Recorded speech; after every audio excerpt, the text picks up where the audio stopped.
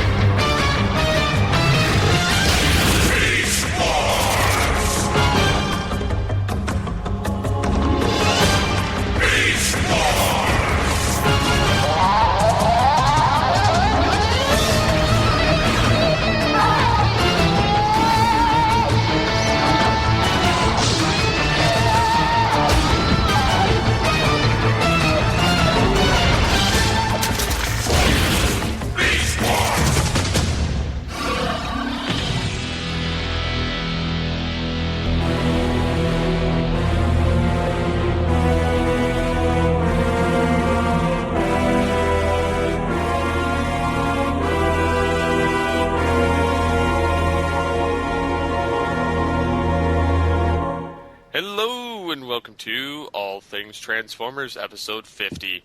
I'm your host, Steve Megatron Phillips, and joining me as always is... Dave, Joe, and Mike. Hello. Hello. Yes. It's been a while since we've done one of these things, and there's been a lot of news since we have, and congratulations on number 50, sir. Even though we've done more than 50 episodes, it's still number 50. Yes, and granted it's been postponed trying to get listener feedback, but of course none. So... You people suck. Yes. But no matter, the show must go on. Yes. So, yeah, not too worried about it. But, nevertheless, like you said, there's been a crap ton of news. So, probably should get into that. Yes, we probably should. And yes, I know a lot of the other Transformers podcasts have talked about this already. But seeing as how we're not like all the other Transformers podcasts, we're going to talk about it again. Yes. And the first thing we're going to mention is Masterpiece Rodimus confirmed to transform from Hot Rod to Rodimus Prime. That's very cool. Yes. In a move that is likely to please all Hot Rod Rodimus Prime fans, Takara Tomy has revealed recently that the upcoming Masterpiece Rodimus Convoy will have 4 modes of transformation. They are as follows: Hot Rod, Car Mode, Rodimus Convoy, Rodimus Prime, Space Winnebago, part of which in turn transforms into Battle Station, like the original. The speculation about the toy being able to transform from Hot Rod to Rodimus Prime since the revelation of the initial design sketches emerged turned out to be true. The figure is truly more than meets the eye. Now, I love this. This is so awesome. Yeah, as much as I, sometimes don't really care, per se, for some of this, kind of masterpiece news, this is definitely one of the better ones. This is probably the most ambitious they've gotten with a Masterpiece toy ever. Yeah, I would have to definitely say so. And there was another news story. I don't have it pulled up, but GFW did another one where it's more of a rumor. Nothing has been confirmed yet, but supposedly... You know how you have the Takara Tomy release, and then you have, like with Masterpiece Grimlock, you have the U.S. release at Toys R Us that doesn't have the apron or anything doesn't have the accessories, but it has something else. Yes. That isn't included in the Takara version. There's a rumor going around, the same thing with Rodimus. There's a rumor that possibly the U.S. version, he won't have his trailer, which I think is stupid. They better have his trailer. Well, that's for the U.S. version, is what I'm saying, when they release it here in the U.S. But, I mean, honestly, if you go to, I mean, and Masterpiece toys on BBTS, they're $200. That's about what you're going to pay anyways. So you figure, why not just go ahead and pay the $200, get the Japanese version with everything that comes with it.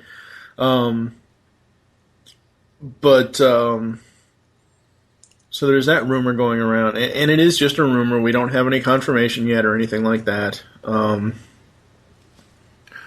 But this one is just wow. Man, if I could afford this, I would so get. And this isn't one of those things that I need 2 or 3 or 4 of because it has 4 different modes. This is one of those. This is probably a toy that I would transform all the time. Considering you don't transform them, barely. Yeah, I know.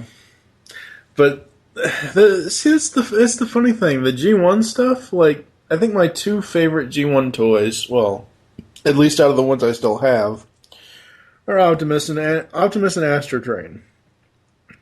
Optimus and Astro Train are, just like that. They're very easy to transform. Granted, Astro Train's legs are, whatever. But this thing is so freaking cool, and I'm so glad that Takara is doing this one. Yeah, this definitely is going to be one to look forward to.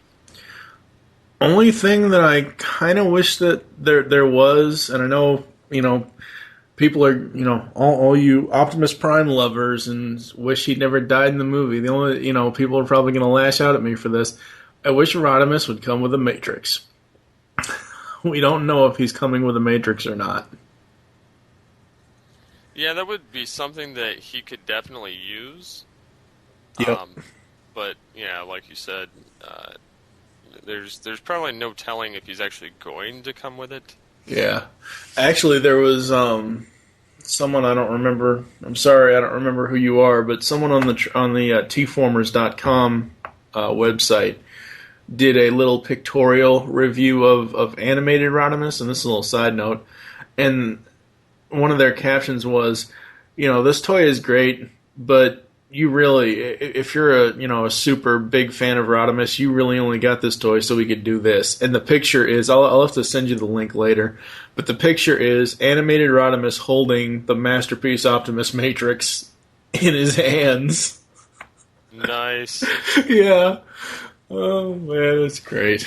I'm sure there'll be more talk of Masterpiece Rodimus whenever I get Proto Man on again for another toy cast. So I guess moving on, do you want to talk about the arachnid stuff? Yes. Recently there's been the application anyway for the trademark for the arachnid, and they spelled it with AIRACHNID so that it would kind of be a play on arachnid but sound pretty much the same. But it's got the Beast era Predacon insignia. However, there are differences between the actual insignia of Beast Wars Predacons and this one, which it's subtle differences. It's not really that big of a difference other than like the antenna and the kind of cheeks of the picture. But they tend to do this anyway whenever they update a faction symbol. So, but it was denied. So whatever was going to be laid to rest with this, or used with this, is probably on hold, or they're going to call it something else if they're going to use it. Well, they can't use it. That's the thing. I'm saying if they use the symbol. Okay. They would call it something different. Right. That's all they could do at this point because it got denied because of arachnoid from some other company. Well, let me see. It was applicants market right? Because it sounds too much like arachnoid. That's why they kind of killed it. Yep, that sucks. Which sucks, but I mean, that does kind of bode well for something kind of Beast Wars related to be resurfacing. Hopefully not in TF Prime, though. Because if they try and mesh Beast Wars with movie verse and animated verse, it's going to look like ass. Just saying. Yeah. And I guess on more trademark news, Hasbro has also filed for new Transformers trademark applications. Thanks to Transformers at the Moon, we now know that during last week, Hasbro has filed trademark rights for some new names. One particular name is Autobot Alliance. We know it as the Japanese equivalent of Hunt for the Decepticons. In addition to that, there's also Destination Earth, Spark Your Summer, and Unlock the Secrets. And, you know, one can only guess at what any of these are. Yeah, because Hasbro doesn't exactly have a good set of running names for anything. Well, I mean, if you know, regardless of my hatred of the movie line, obviously you have to call the movie line toys whatever the movie's called. Like, you know, you had Transformers the movie for 2007. You had Transformers Revenge of the Fallen for the second movie line, which now is Hunt for the Decepticons. So it's still movie based. The Spark Your Summer thing could be something for next year when the film comes out. I don't really know. Maybe it's a contest or something that Hasbro's going to do. I don't know. I'm just speculating here. It sounds closer to a contest. Yeah. And Destination Earth, that makes no... unless they're going to play more off of the War for Cybertron continuity if they go off the book Transformers Exodus, that makes no sense with the movie because they're already on fucking Earth. Yeah, that's true. I don't know. But just, I mean, I don't know. It's just one of those weird-ass stories. And continuing with movie news, we've got Transformers 3 character description, Hardcore Eddie. We have with us a look at the upcoming human character from the third Transformers movie, thanks to an exclusive interview by MovieMikes.com. Hardcore Eddie, we all know him as someone who is rumored to bring an end to a certain Cybertronian we all know and love in Transformers 3. If you want to know exactly who Hardcore Eddie is, all you have to do is click on the title. Okay, well, I really don't care about human characters in these films. I honestly don't. Myself, personally, I could give two shits less on this character because it's just another human that's going to blow away the Cybertronians, regardless of the fact that they're so supposedly so advanced that they could squish them. Kill it with fire! And warning, you know, to anybody that actually gives a rat's ass about this particular section, he's rumored to kill Starscream. Starscream, which, why? I would rather see Megatron get pissed at him and say, fuck you, and blow his head off. I mean, that would be a good send-off. Or have Prime say, give me your spark or something. And, you know, just a human killing Starscream. Who says Starscream would let him get close enough to kill him? He's a weasel. Yeah. See, that's one of the reasons why I don't, you know, I like Michael Bay's other movies. I don't like the way he's been directing the Transformers films, but that's just my own personal opinion. And you know, every now and then I will still bring up the old adage of, yes, Michael Bay continually rapes my childhood like Starscream rapes giant metal bugs, but still, right now, it's like Michael Bay would have been more suited, and someone said this to me, I don't remember who it is, so I'm sorry if I steal the line. Michael Bay would have been more suited directing G.I. Joe than Transformers, because he's in love with all the military stuff and everything else. Yes, I think that they botched G.I. Joe, in my opinion. I think G.I. Joe, I mean, they did good on it, with the exception of some of the effects that they used, and Cobra Commander's face. I'm not going to get into this, it's a different show. Regardless of the fact, I I do agree with you. I think he would have been a better fit for that over Stephen Sommers. I think that Michael Bay was needed for the first film in this franchise to show it could be done and brought to light. Yeah. Because the first film was really good. The second film could have been better had they had writers that were fully committed to it, not had the writer's strike, and kicked Michael Bay off. Yeah. The second film was halfway decent. I'm not going to say it was horrible, but because I have seen worse. But it was not one that I would sit there and continuously rerun. Yeah, no. And moving on here, past Hardcore Eddie's stupid ass. So apparently, someone seriously got injured on Transformers 3 set. That's not good. No. A person working on the filming of Transformers 3 was seriously injured on the set in Indiana. Oh, great. Only in Indiana would this happen. Wednesday night, sources tell NBC Chicago the person, a female, was transported via helicopter to a Chicago area hospital after being injured on the set shortly before 7 p.m. An Indiana State Police spokesman did not provide any information as to the person's condition, what happened, or what hospital they were taken to. We wish her a speedy recovery. The crew will be filming for the last time in Chicago on Thursday. Millennium Park will be the site of the pyrotechnic explosions beginning in about 6 a.m. So, yeah, we don't really know anything about who this person is or what actually happened. So, I guess we can talk about cursing Michael Bay if you want to take that one. Alrighty. The Michael Bay denies the $400 million Transformers 3 budget rumor. Why it doesn't matter. It says, it says Leicester is censored. He has no clue about how much other than to try to get internet hype. He's been on the movie a total of 10 days. The guy is just letting his ass talk.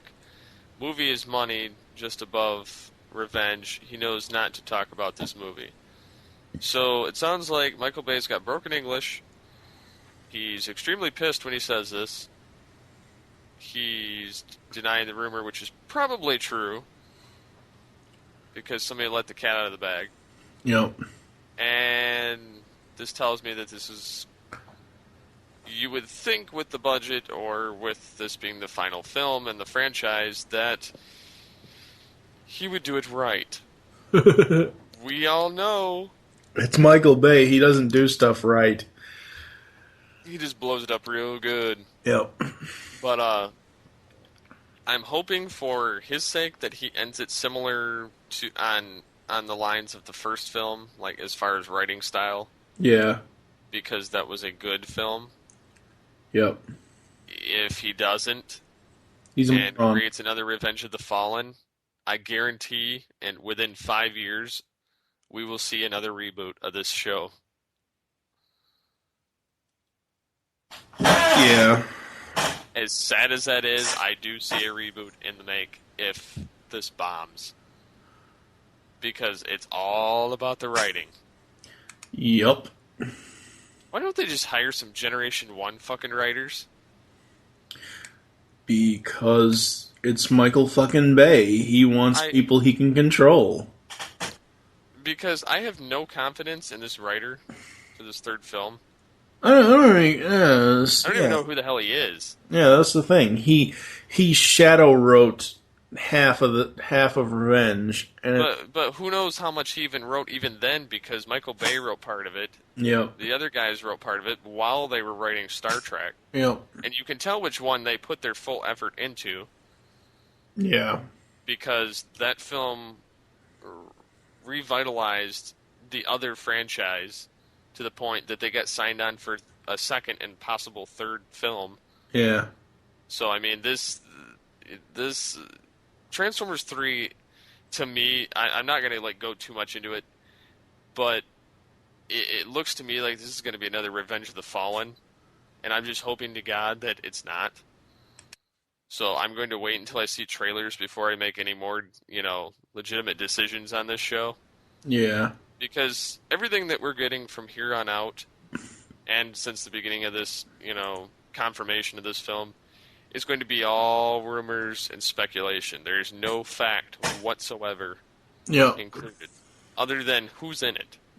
Until I see, like, an official, like, 2.5 minute trailer with a lot of good footage in it, I'm not making any more judgments or anything. I don't want, and I know, I hope to God this doesn't, but I know that this film is just going to turn into the whole Revenge of the Fallen debacle of oversaturating it, and that's the problem. That's why, I've said, that this is your show, Steve, but I've said I will not report on movie news if it's just filming locations. That's just stupid. Yeah, see, it's not a news item. Well, on the one hand, I can see the point of it. On the other, and more so, I'm leaning towards the same as you would be. I could give two shits less where they're filming. Yeah. I just want to know actual factual information about the film. The film location doesn't tell me anything about the film other than, oh, hey, we're shooting part of the movie here. Yeah. I mean, they've done Indiana, they've done, Chicago, they've done Washington, D.C. They've done Detroit, Michigan. It's... And you could tell how much I cared to, because they had, extras and information on it for Michigan like no other, and I didn't care enough to even go. If this were, some other movie, yeah, I probably would have cared a little bit more. But regardless of the fact, I am pumped for Transformers 3, but Transformers 2 didn't leave me much to want. Yeah. I would have been fine after Transformers 1. Yep. I mean, although I am glad they did 2, and 2 is slowly growing on me. These little, like, fart jokes need to die. Yeah. I'm no wheelie, no fucking Devastator balls, no Bumblebee peeing on somebody, although that was more, I could see that one more so than the other two. Yeah. But yeah, I'm just hoping that this doesn't bomb. The last time I watched Revenge because I have the DVD, the last time I threw it in to watch it, I made it halfway through. That movie, because of all the crap that Michael Bay put into it, like all the fart, like the humping wheelie bit, I laughed at that, but all the dick and fart jokes and the Devastator balls and seeing Simmons' ass. Thank God my monitor is not high def. You get to see all the craters too. Aren't you glad I put that image into your head? You asshat. All right, so moving on. For excellence. Moving on, we have some very sad news. Actually, it's not really like sad, like somebody passed away sad, but it's just very disappointing news. Dan Gilvazan not in the future for Transformers. Lame. I know.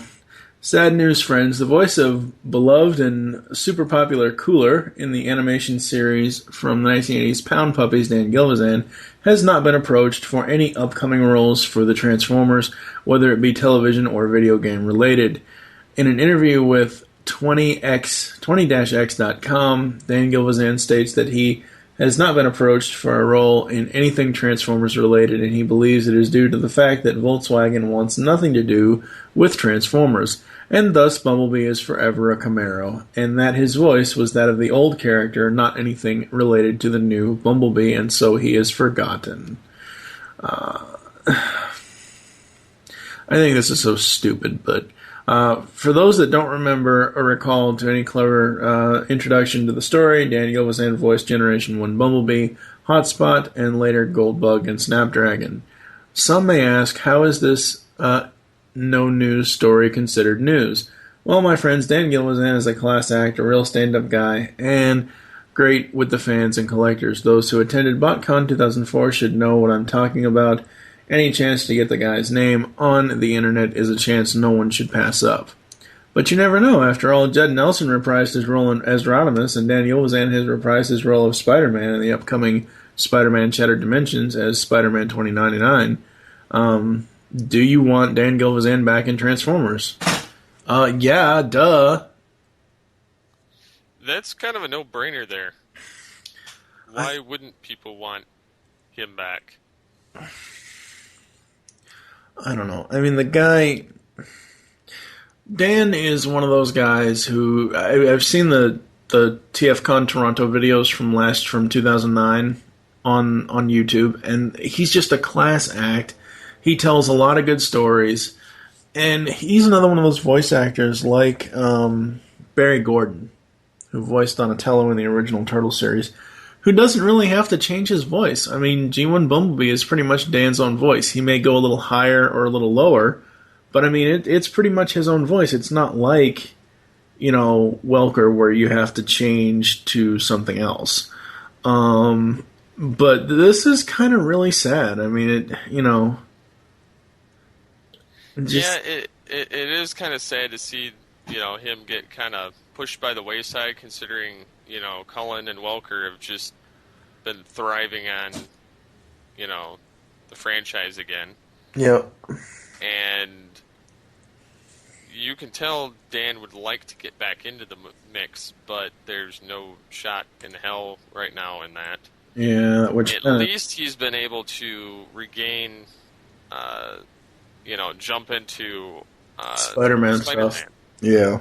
I mean, granted, he's not his original, 70s voice or whatever in there, but... Well, see, which wouldn't have worked in anything nowadays anyway. Right, but see, that's why I like it so much, is because it's Spider-Man, played by Dan Gilvazan, but it's not the Spider-Man you remember. It's a brand new Spider-Man from the year 2099. Well, he's not brand new. I mean, 2099 Spidey's been around for a while. Yeah, that's been around a while, but... Yeah, but I mean, as far as, like, bringing him into video games or animation, yeah, you're right. But when I heard Dan's voice on that, and I know we're getting off the topic of Transformer stuff, but when I heard Dan's voice on that, I'm like, oh, that is so not the original role he did, and I liked it in a good way. Kind of like when we talked about Welker doing a deeper, darker Megatron, not the G1. It's the same thing. I really, truly like the Spider-Man 2099 voice by Gilvazan because it's a lot darker and it's just much cooler. Oh, yeah. And the last story that we're going to talk about today in episode 50 is also Transformers Prime related, and is also related to Bumblebee. Apparently, Josh Keaton, who voiced Spider-Man in Spectacular Spider-Man, has done an exclusive interview with 20.x or 20-x.com. The question is there anything you can tell us about Transformers Prime, story, characters, etc.? Were you and Dan Gilvazan able to talk about the Bumblebee character at all while working together on Shattered Dimensions? And Josh replies, I can't say anything about the story yet, and I'm pretty sure it's already out there that Peter Cullen and Frank Welker will be returning as Optimus and Megatron. Dan and I actually did have a little discussion about me taking all of his roles. But I reminded him that it hasn't actually been confirmed anywhere that I'm going to be voicing Bumblebee. Wink. So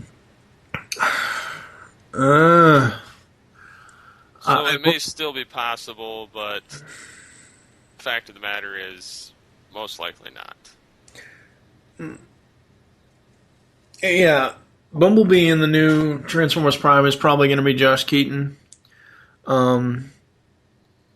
Which I have nothing against the guy. I really wasn't that into Spectacular Spider-Man cartoons, so I mean I've heard his voice. However, one of the things I know this will never happen. One of the things I wish they would have done, since Hasbro's all about doing this whole going back and connecting all the continuities with War for Cybertron and all that, I wish they would have just adapted War for Cybertron to animation instead of making a brand new movie-verse cartoon type of deal. And yes, I know it is going to follow the War for Cybertron continuity, but it's still fucking movie design, and I don't like that. If they had ported over War for Cybertron to animation, I think that Johnny Young Bosch should have voiced him. Bumblebee, I mean. Oh, yeah. But I don't know. Prime is this whole thing where for me, it's just like the movie. It's a wait and see thing. But I don't like how they're and Josh himself is not disrespecting Dan at all in this little answer he gave. But I don't like the way that Hasbro. They bring back Cullen and Welker, or whoever the production company is on Prime or whatever. They bring back Cullen and Welker to voice their main roles, but they don't bring back the original Bumblebee. That's stupid. That's dumb. Yeah, I tend to agree with you. I don't know. I think that's gonna do it for us today. Unless you have anything else you want to bring up. Other than that they've got Transformer Prime character designs online. I kind of one way or the other on. I don't really care. Sound like a drone. I mean, the designs are what they are. I mean, there's nothing we're going to do to change that. There's nothing we can do to change it. They are what they are. The whole aesthetic of the new cartoon is what it is. But I don't know. I guess I would have to see more than just Bumblebee jumping around and shooting people for me to make like a final decision on it. And of course, Michael Wilson's already done waiting. He already hates it, so. Which is surprising. Yeah, exactly. He's like coming from a guy that was yelling at you before you found out. He's yelling at both of us. It's like, you need to keep on waiting, and before you start hating or whatever the hell he said. And it's like, holy crap, he already hates it. So like, eat your words, eat it. Just messing with you. Yes. So I guess we can close this out. Well, and also for those that haven't listened to The Beast Unleashed, listen to it. We also have an interview with Christy Marks and David Soboloff up, which was last week. Yep. So definitely be sure to listen to those. Yes. And we are moving into Beast Machines in the next month. Yes, we are. Yay! About damn time. Those 3 seasons took forever. But they were so worth it. Alright, so I have been TFG and Mike. I'm going back to bed. And I'm Steve Megatron Phillips. I'm going to edit the show and finish moving all my shit to my external hard drive. So, in closing, you'll hear Depth Charge Fish Pants once more. Yes, for those that don't know it, I used it in The Beast Unleashed and in the Depth Charge interview. So, yes, you'll hear that. I need a new chair. My ass hurts.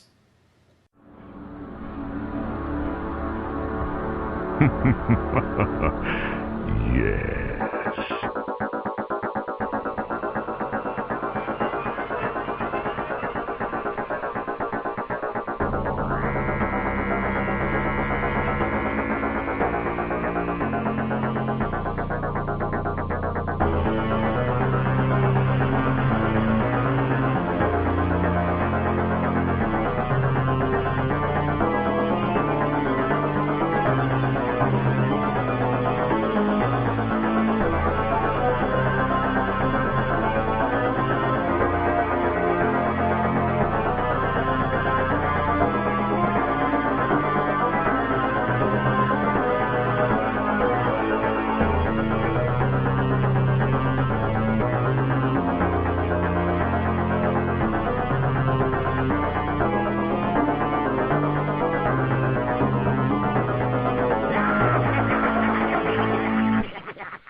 I wish to speak to my lawyer.